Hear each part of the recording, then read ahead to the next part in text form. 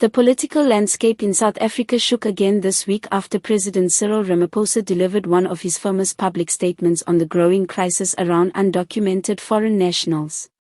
The issue, which has been simmering for years, often with heated exchanges between political parties, advocacy groups, and communities, reached a new peak as Ramaphosa called for the arrest and immediate deportation of anyone found to be residing in the country without proper documentation.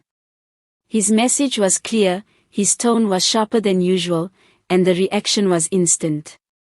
Ramaphosa made the comments while addressing a gathering in Pretoria, where concerns over border control and rising crime were placed front and center. He said that South Africa can no longer afford to operate on loose systems that enable undocumented individuals to enter, stay, and work without any trace.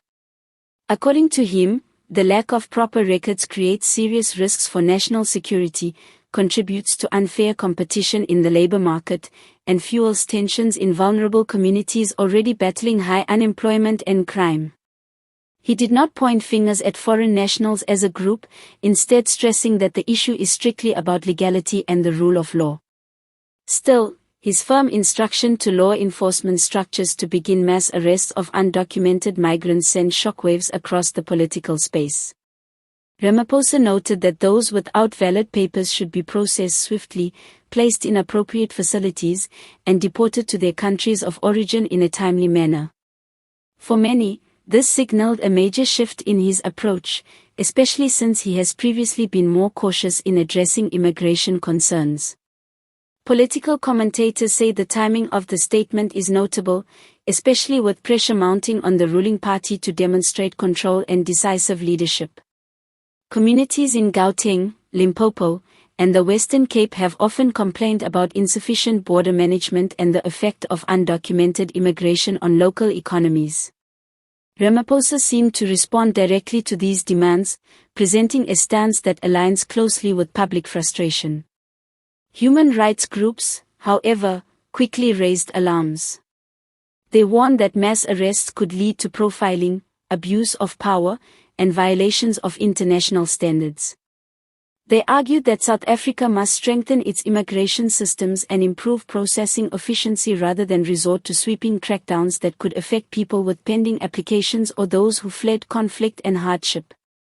Inside the ANC, insiders claim debates have intensified.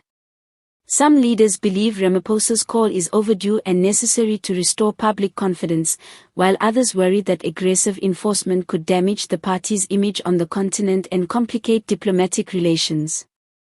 Analysts say the statement may also be aimed at countering the rise of parties that have built their popularity on anti-immigration rhetoric. Communities on the ground are already reacting.